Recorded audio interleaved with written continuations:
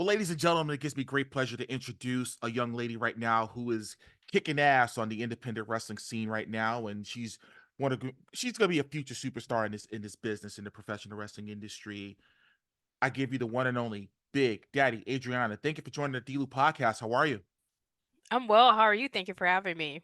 That no, again, the pleasure's all mine, and I'm doing great. Thank you. I appreciate it.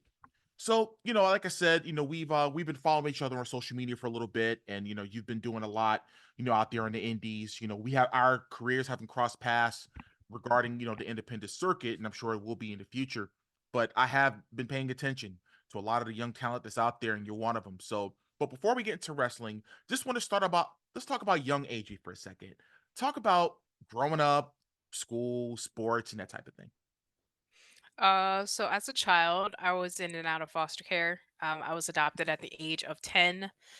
Um, I grew up in like a really religious household. My parents were old, well, they are old school, really strict. So Mhm. I didn't really get to do like a lot. But I was highly involved with the FFA once I got into high school. I did basketball and track and field. And then I also was like big into like politics and stuff at that time. So I did a lot of like public speaking in high school. Wow, so were you on the, like, debate team, that type of thing, or Yeah, so we actually won when I was a freshman in high school, we Mhm. won like this debate thing, and then we were able to compete in nationals. Um we didn't we didn't win, of course, because we were going against like a bunch of juniors and seniors, but it was really fun to do. So I can imagine having that learning experience, you know what I mean, of people a few years older than you that may have a different insight, but the fact that you're able to do that, to speak your mind openly about ongoing things that can affect us presently and into the future is pretty awesome. I was actually in student council when I was in high school, many, many long, long, long time ago. Yeah. Class of 97, baby. That's right. And yeah. I was born in 97. Oh, wow. Yeah. How about that, huh? That's right.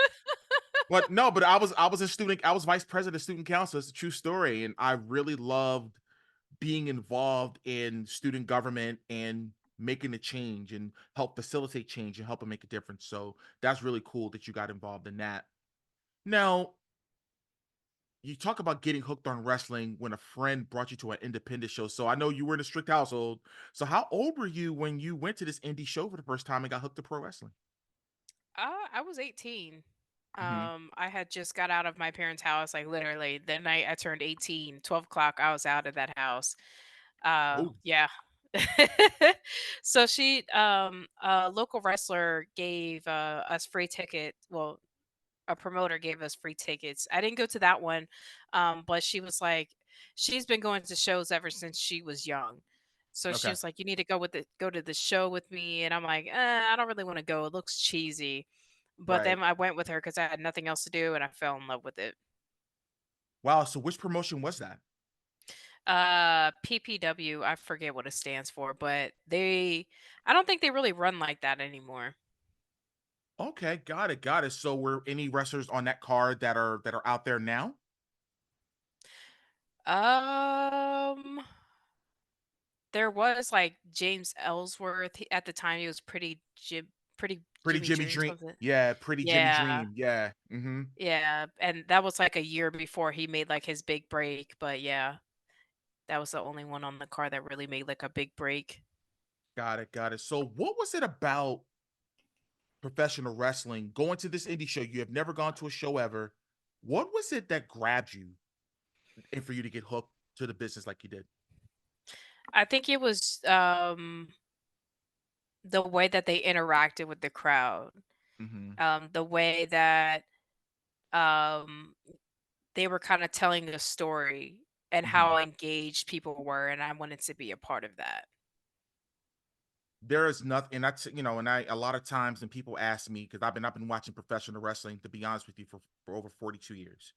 And I could tell you that when people ask me, "Man, you still watching that? Man, why do you like that?" Because it's one of those things that you just really can't explain without going into deep details. And to your Yeah. point, it's really the storytelling aspect of it. It's you're telling a story with your body, with your with your facials, with with Yeah. facial expression. You know what I'm saying? Like you could tell, like it's almost one of those things I'll never forget. This is man, this is going into WrestleMania 27. What was it? The Undertaker was in the ring. Triple H comes down. They look at this the WrestleMania sign, and they didn't utter one word. Fans knew. That's the difference between professional wrestling and any other sports and entertainment entity. There's Yeah. so many ways that you could tell a story. It's incredible.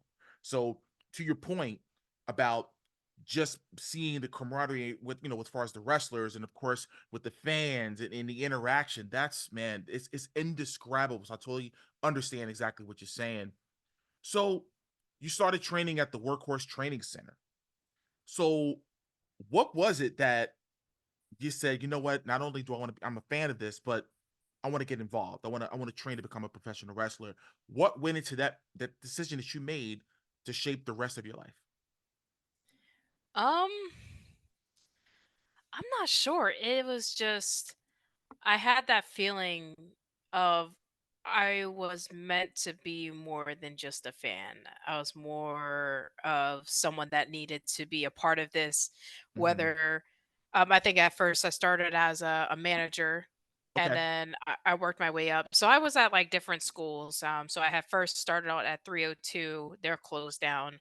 Then I went Hmm. to Combat Zone Wrestling, um, and then that's when I went to Totem, they're closed down, and then Hmm. went to Workhorse. So uh, um it was just a feeling like I don't want to be sitting here. I want to be doing this stuff. Yeah, and it was crazy. I back in the day, when I graduated high school, like I actually wanted to get into wrestling.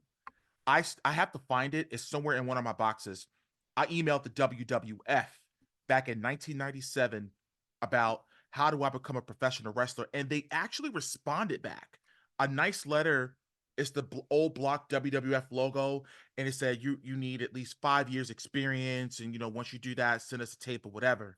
I have that. Someday I'm going to post that. I'm going to find that letter and I'm going to post it on my social media because I really wanted to get into the business. And of course, life, has this way of just kind of detouring and all these other things. And then the business found me at almost 40 years old, 5 years ago, and almost 6 years ago now. But I literally, that's when I got started 2 months before my 40th birthday.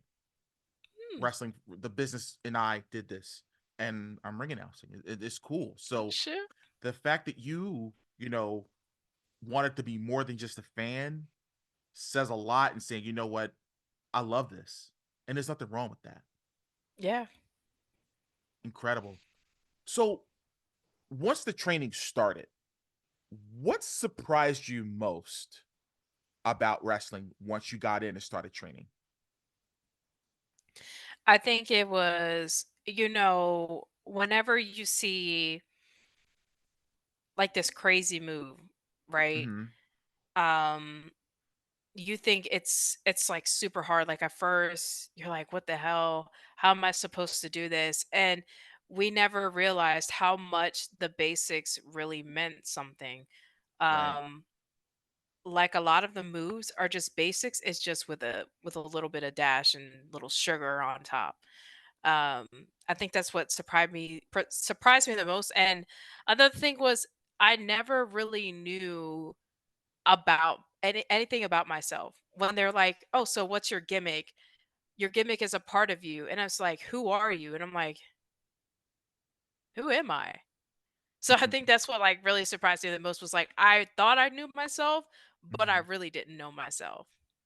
So what went into that? So and let's talk about this for a second. So when you ultimately found Big Daddy Adriana, what went into getting to that particular character versus versus someone else that may have been pitched to you or some other ideas that you may have come across?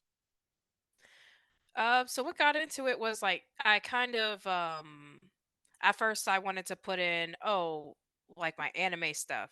But it's like, how Hmm. are you going to work with the anime stuff? Because everybody wants to do anime now. Very true. Um, Very, very true. so it's like, all right, you could do the anime stuff, but how are you going to make that stand out? And Hmm. then it was kind of like a little bit of the, not really so much the BDSM, but um, it was something with women empowerment where Mm. I'm like the ultimate feminist, where it's just like women are the ones going out there and making the money and we're on top and then the guys are in the kitchen making us tacos. So yeah. It Go was just make like my tacos. yeah. And another thing that had kind of got me into it was well that I pieced together was American Horror Story. I will rewatch that so many times. So I kind of mixed in like the cult thing, the cult Mhm, season, as well as the one with New York with the Big Daddy, where the guy's going out and he's like annihilating all these guys and stuff. mhm. So I kind of mixed that in a little bit with it. That's incredible, and it's just amazing how sometimes a lot of people will go outside of wrestling to come up with these other characters. And again, to your point, anime, a lot of people are using that and elements of it, undertones of it. But to use American Horror Story to kind of blend in with your own personality of who you are as a human being, your thought process and everything, and then coming up with Big Daddy, I think that's genius. And I think that's merchandising opportunity. You know what I'm saying? As far as Oh where yeah. you can go with that, when you're selling t-shirts or whatever it is that you're selling, hey, and you can sell some aprons. Maybe the men can wear them. Just putting Oh it out yeah. there. I Hey, like that and listen, idea. if you take the idea, hey, listen, I don't want credit for it. I don't want credit for it. I'm just saying if it belongs to you. I'm just supplying you with, hey, I like that idea. and you'll have a bunch of men showing up to shows with aprons on, talking about Big Yeah. Daddy. You know Coming with what I mean? tacos. I'm Have telling you, somebody with coming out with the tacos. apron and some tacos. Uh-huh. There you go. You see where we're going now, right? That's We're money book right there. we're booking the territory on the D-Lew podcast. I love it. That's great. So now that you're training, so how long were you training before you ultimately had your very, very first booking? Mm. I think about 6 months, but that first match that I had, w- it should have never happened. They kind of threw me under the bus with that one. Hmm. I know ECWA when they were in New Jersey. They used to have like those little, I don't know if with like CZW, if you knew about the Dojo Wars. Hmm. So ECWA, I forget what they called them, but they used to have like those little student, I guess they were student shows or Do whatever. the shows, right? Yeah. So they kind of threw me in with that one. So Nyla Rose was actually my first match. And it was like Ooh. nothing on her part, but it was just like I was not ready. I didn't even have gear, but they like forced my ex had forced me to excuse me, had forced me to wrestle. So that was, I laugh about it now, but at the time it wasn't funny because I was freaking out. I bet. I bet. So let's go into the match after that. So once you had that first booking, what was some of the positives coming out of that? Because if we can all talk about the negative and everything, but what was the positive that came out of that match with Nyla Rose? For one, I was able to meet Nyla. Nyla was somebody I had followed for a while, and we were kind of Hmm. able to build off of that. Hmm. Um, Also, I realized how much I needed to work on. So it's kind of like you think whenever you start training and you want to get out there and you want to start wrestling, you're like, oh yeah, I have it. Because yeah, you can do so many practice matches that at your school, but when you're Right. actually out in front of a crowd and working other people outside of your school, it's completely different. So I Agreed. think it was like a really good wake up call for me.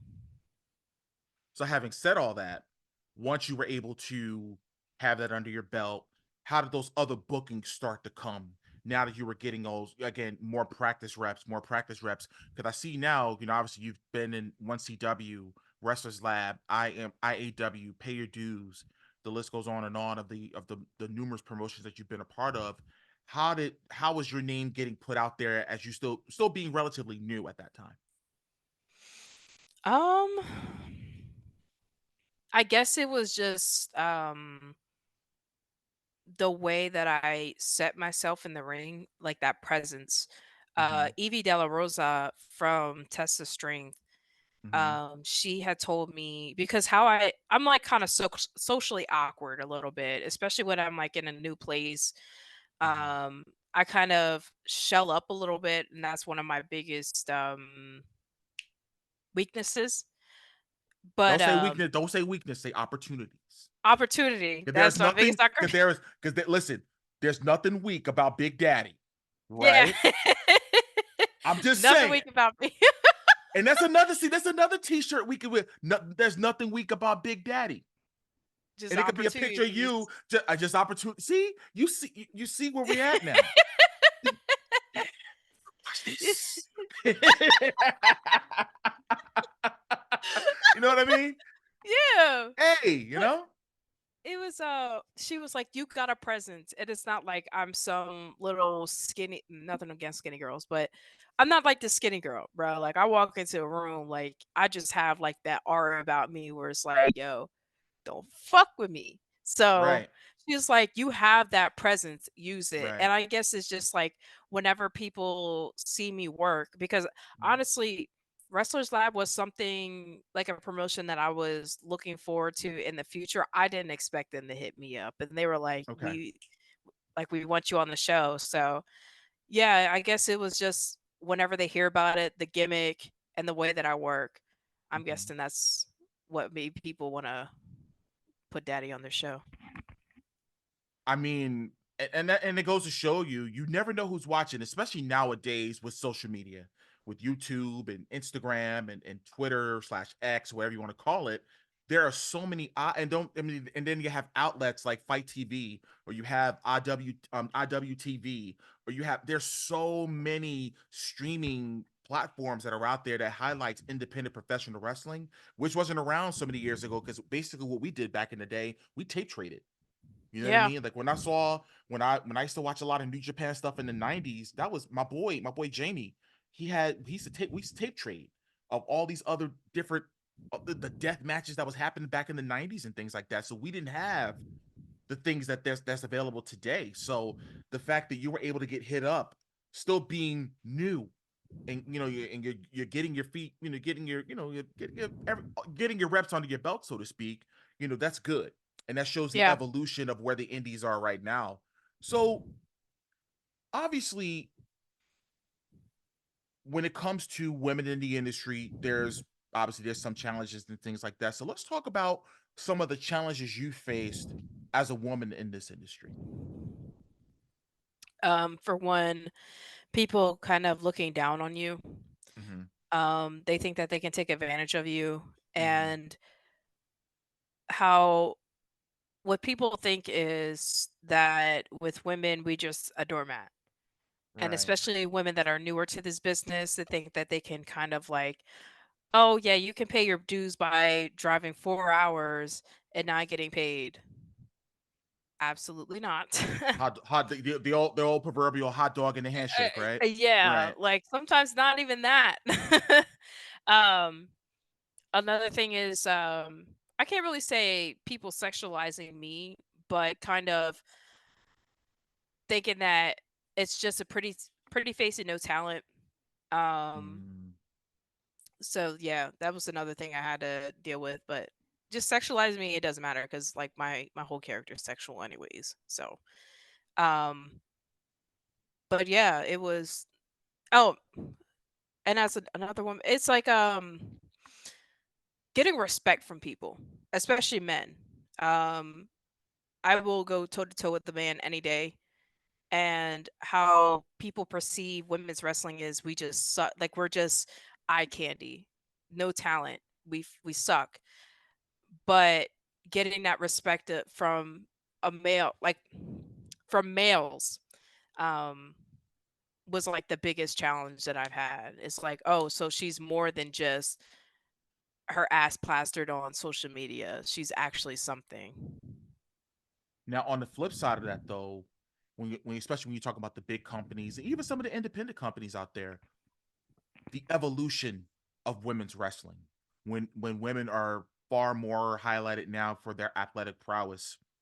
How do you feel about the way when you have women that are main eventing pay-per-views, when you have women that are, doing a lot of great things, not just in pro wrestling, but I would just say, look at the I don't know if you follow college basketball, the tournament's about to start, and to be honest with you, the women's tournament is actually on the marquee than the guys right now. So how do you Yeah, feel about just I mean, I didn't want to segue to other sports, but how do you feel about the evolution of women in sports in general? it's a great feeling. Who would have thought 100 years ago we had absolutely nothing. Even really, just like if you would go back to the '60s or the early Mhm. days of we didn't have rights. We couldn't even have a voice. If I would have Mhm. talked to my like if I would have had a husband and talked to him the way that I talk to men now, I probably would have any I wouldn't have any teeth in my mouth. Oh my god. I'd probably have two black guys Whoa, whoa, whoa. Mm-mm. right now. But it's a great feeling. And especially since like this year I've had one of the biggest matches of my career. I had my first street fight, and the way that people, for one, making history at 1CW for the first female street fight they've ever had, Mhm. and the way that the crowd went crazy for that is a great feeling. Like, we've come such a long way, and we still got a long way to go, Mhm. but we're making progress. Indeed, and I mean, obviously, as we're recording this on a Thursday night, obviously, AEW just signed, Mercedes Moné, aka Sasha Yeah. Banks, and she was the focus. She started the show and ended the show, so that just really goes to show you where, again, appreciating where it's come from, but again, to your point, there's still miles and miles to go. But on that note of women's wrestling, I know you just competed with the brand new all women's promotion, Bell to Bell, with headed up by the one and only Missy Sampson. Shout out to Missy. So when you think about an all women's promotion that's ran by a woman, how do you feel? How does that make you feel, knowing the fact that you're going to be in a safe place and knowing the fact that there's a promoter that understands? It's a great feeling. I've known Missy for a while, and when she had sorry, my cat. Mhm. When she hit me up about her show, I was so happy for her, and I Mhm. was so glad it was happening because I had nothing against the former all women's promotion, but a lot of people want to like males want to have a all women's promotion for all the wrong reasons. And it's like having that safe space where it's all women ran by a woman who understands what we've been through. And Missy's been in the business, so she knows the struggles of being a female wrestler. And it was an amazing feeling, and we made history. And I was so proud of Missy for that. Herstory. Herstory. That's right. And let me just say that, I've known Missy now 4 years because, of our relationship, at the Monster Factory. And I remember going on Instagram on New Year's Day, and I was just going through my feed, and I'm just like, wait a minute, really? I didn't know anything about this. So of course I hit Missy up. I said, "Hey, congratulations!" And she was like, she wanted to come onto the D-Lew podcast, and she did. Had a chance to interview her, and I had Savannah Gall, on the show. You know what I mean? And I had Jim Martell on. This as we're recording now on this week's episode that I'm recording on right now. But I wanted to highlight Bell to Bell because this is a huge thing, and I know she just wants to just build and build and build, and not just to go all out, but just to just gradually make it something. Because I'll be honest with you, especially on the East Coast where it's very oversaturated in regards to a lot of independent promotions, I feel bell to bell is going to stand out more because of the fact that it is truly an all women's promotion that is ran by a woman. And I think the more the word gets out, eventually I feel that this is going to be the place on the East Coast, in my opinion. Yeah, it's like I know at CZW we had WSU. That Hmm. was pretty big back in the day. Yes, And yes. a lot of people they're like, "Well, it's an all women's promotion. Everybody's going to get tired of it any sometime soon." And it's just like, yes, it's an all women's promotion, has all women, but the first show, we had a packed house and each Right. match was different because each girl is different. Now, if you have everybody on the card that's the same way, wrestles the same, Hmm. and has a basically the same gimmick, then yeah, I can understand. But we're all different. We're all different sizes, different colors, and that's what makes it beautiful. Yeah, I looked at the roster and I'm just saying now again, granted, I worked with a lot of them, but some of them I have not. But I'm just looking, I'm just saying, wow, this is a very decorated roster that's going to serve so many different fans. And I think that's great because variety is important in any type of entity. I don't care what it is in the entertainment world or in the sports world. You have to have a variety of different flavors to satiate different fans. So, on that note, when it comes to your work and as you're, continuing to get more reps, is there a worker in the business, either on the independent circuit or whether it's WWE, AEW, MLW, or whichever, or TNA, or whichever companies that's out there that you pattern your work after, as far as looking at that particular wrestler, male or female, that you say, hey, I like that, and I'm going to try to kind of not steal, but just, hey, let me just kind of borrow a little bit. I will say probably my Oos Jacob Fatu. Um, Another one Mm-hmm. is Alex Kane, and Wumaye, it's Wumaye. yeah, Yes. that's my shout homie. out, shout out to Alex Kane, man. Shout out to Alex. Absolutely. Mhm. That's the homie. Also, I look at a lot of like the bigger wrestlers. Alex is a Thickums. Jacob obviously is a Thickums. Mr. Grimm. They're all bigger people, but they can move like lightning. Mhm. And especially Jacob, that man can move. Like my cousin can move for like a when you think of Samoan, you think, oh, they're just gonna throw people around. Yeah, he could throw people around, but that man can fly too. Like, Let me so just say something when it comes to that the Anawai Fatu family. Let me explain something. I obviously when I was in, I would say, eighth grade slash high school, Yokozuna was on. Now, obviously, we didn't know that Yokozuna was Samoan. We just thought he was Japanese. You know what I mean? yeah. But seeing a 600-pound man move in the ring the way that he was moving in the ring was unbelievable. When you see when the head shrinkers, Rikishi and Samu, when they were together, when it was Fatu and Samu, when they were doing things in the ring, jumping off the top rope and all these other things, I'm like, these guys can move. But again, wrestling is in, I don't know what it is with the it's, with the Samoan wrestlers, man. It's like they just get professional wrestling, and that is a big compliment to all that they've contributed over the last 6 or 7 decades. You know what I mean? Yeah. Incredible.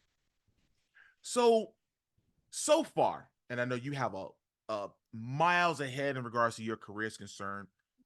What's the proudest so far to what you've done in your career? Mm, What are you most proudest of? Probably I guess just it's not really like a moment. It's just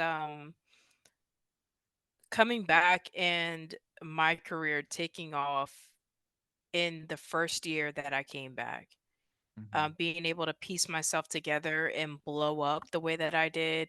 You know, how some people, it takes them a while for them to build up. And yeah, I already had kind of like a foundation. Hmm. But for me to just jump back and be booked up almost every weekend and my first year back is commendable. it was that's one thing I'm proud of. Now you say your first year back. Then how did you take time off? Did you take time away? Yeah, I was down in South Carolina for a while. We didn't I was stationed in Beaufort, South Carolina, Okay. and then I was living in Louisiana, and where I was living in Louisiana, they didn't have any wrestling. So Mm, then I moved back to Delaware, and then that's when I started training again. awesome, awesome, awesome. Well, which branch of the military do you serve? Marine Corps. Well, thank you very much for Thank you. serving our country. You know what I mean, no matter what. And I always give it up to our men and women who defend, most definitely. So, what's the best advice that anyone's giving you about the industry? um, One thing I can say, I was talking to Alex Kane about this the other day. Hmm. Um, well, it was two things. He was talking about TV. He's told me I'm young. Don't try to rush anything. Just like take your time, build your Right. craft, and during time it will come. Um, and another thing that he had said was, you can. It's not about what the move is; it's how you use it. So you can do this crazy move in front of a bunch of people and they can forget about it. But if you use it the right way to make it memorable, they'll remember it forever. It's almost like it's moments over moves, and that's something that's I hear all the time at the factory. You know what I mean? You could do a torpe suicida and a 450 splash and the here and the that 50,000 Canadian destroyers, yada yada, whatever. And no one, they're gonna ooh and ah, and that's it. But I just think professional wrestling has always been built upon moments since its inception. Century or so ago. So I totally get it, and that's really good advice from Alex. Now, from your perspective, from your vision, from your eyes, how do you define success? Um, Having the people behind you is the biggest success. Mm-hmm, People believing in you, mm-hmm, um, believing in your craft and your work is the biggest success. Like you can look the part, you can train at one of the greatest schools in this country, but if people do not believe in you, what was all that hard work for? and it goes back to connecting. You know what I mean? We talked about that in the beginning. Is just really making the people feel something, and really understanding who you are as a character, as a person, and that's the ingredient, the main ingredient, 100%. Now let's steer off a little bit because I you got involved in boxing. Yeah. Let's talk about okay. So you're not only Big Daddy in the wrestling ring, but you're also Big Daddy in the boxing ring. So let's talk about that a little bit. So with my gym, they have like this boxing studio. And at first I'm like, eh, I'm not really interested in that stuff. But I took like a trial class and like wrestling first time, fell in love with it. Mm-hmm. So I was like, well, let me be on my Shayna Baszler thing, my Ronda Mm-hmm. Rousey, and it wouldn't be too bad to have that under my belt too, because a lot of the things with boxing, like the Mm-hmm. footwork, Right. is similar to pro wrestling. So That's incredible. So have you done anything on an amateur level, or this is more or less taking some classes and everything? so right now it's just taking classes. My coach is trying to get me to start sparring and then eventually go pro. So I'm trying to I'm a little bit dragging my feet with it for right now, but I know I'm eventually gonna start sparring. I mean, hey, listen, the way it was sounding, I thought you were going to be on the undercard on that Tyson Jake Paul. You know what I mean? I thought you were going to be on the I undercard. just I'm like, might. hey, you know what I mean? Big Daddy knocks out somebody. You know what I Oh mean? shit, I'm keeping that name too. They ain't gonna be calling me Adriana Mosley. They gonna be calling me Big Daddy up in That's right. there. But although there was a Big Daddy that did box, his name was Riddick Bowe, actually. Oh. He actually beat Evander Holyfield for the World Heavyweight Championship back in 1992, believe it or not. And Oh I think, shit. yeah, and it it was crazy because Tyson, this was when Tyson was in jail. Tyson then went to jail in 92, and Holyfield was still champion, and Riddick Bowe beats Holyfield. Then the following November, Holyfield beats him. He beats Riddick Bowe. You know what I mean? But yeah, Riddick Bowe was, and that's one fight that a lot of fight fans wish could have happened. Because they were both from the same neighborhood in Brownsville, Brooklyn. Mike Tyson and Riddick Bowe. Yeah, very true story. That's one fight I wish could have happened, but unfortunately, life be lifing, right? As they say. Yeah. So, so you talk about putting together a blog for eating disorders. I think that's something that is not talked about enough. Talk about how you got involved in that and what that means to you putting those blogs together. So at first I tried talking about my eating disorder on TikTok, Okay. but you know how Oh, my cat wanted to be in the it's podcast. okay. Um, I at first I tried talking about like my eating disorder on TikTok, but you know how they are. They're like, "Oh, well, you're encouraging it." And I'm like, "I'm not encouraging it. I'm trying to be educational about it." Because for a while, I was well, I am bulimic. Mhm. Where I would, especially being under high amounts of stress, I would eat and then I would throw up. And then I was trying to keep up like a bodily image, for like pro wrestling. It's like, well, are they gonna like me the way that I am?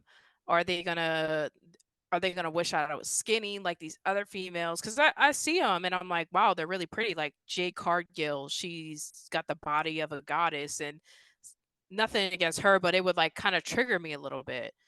Mhm. Um, so I thought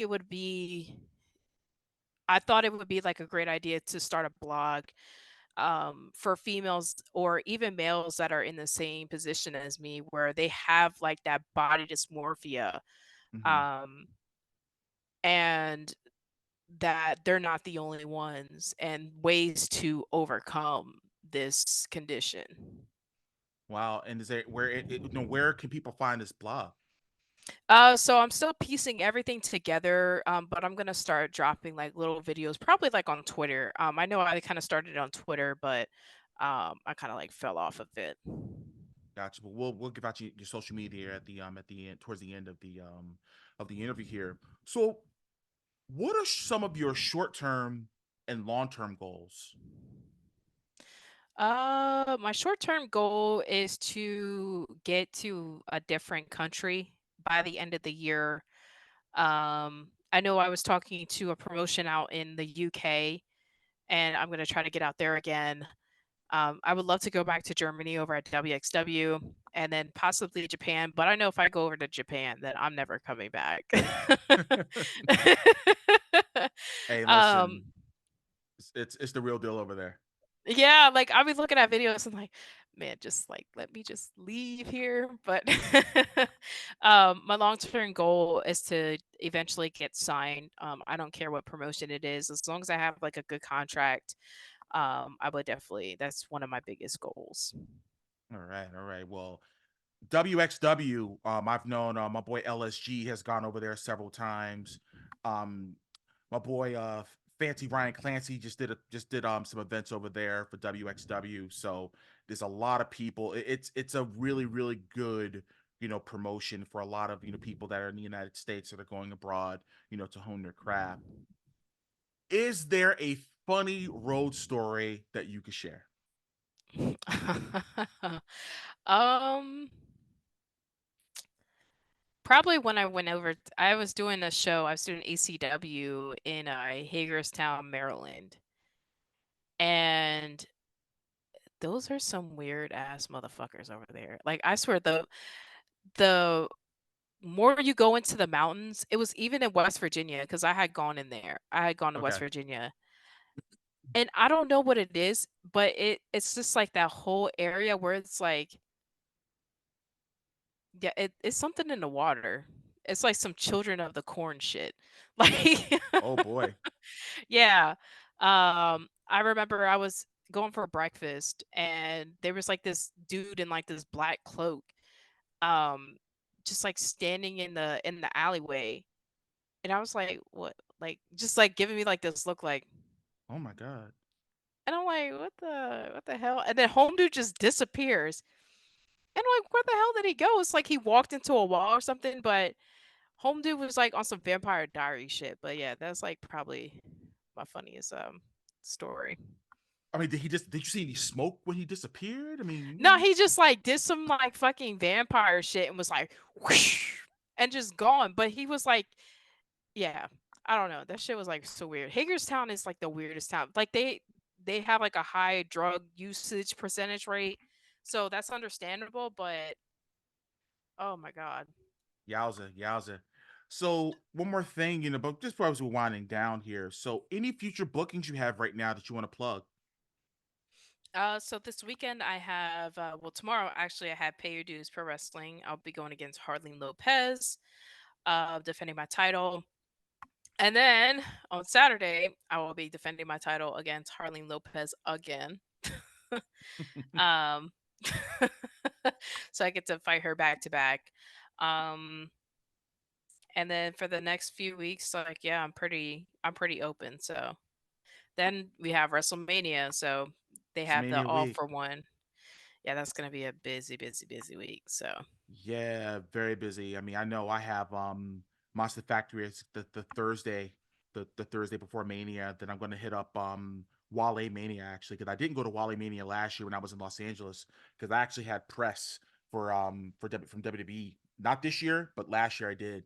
And I couldn't go to Wale Mania. It was just too much as far as like just trying to get back and forth and everything. But I'm definitely gonna go this year. But social media, where can the folks find you on social media? so you can find me on Facebook at Adriana Mosley or Big Daddy Adriana. I have like two separate pages. Mhm. Um, Instagram, Big Daddy Adri with two eyes. Twitter or X, Adriana Mosley 9. Um, and yeah, that's pretty much it. Yeah. Awesome. Well, Big Daddy, thank you so much for gracing us with your presence. I'm pescatarian, so I'm probably gonna have to make some veggie tacos or something like that. But I'm sure our careers will definitely be crossing paths at some point. Well, thank you so much for having me. I appreciate it. You got it.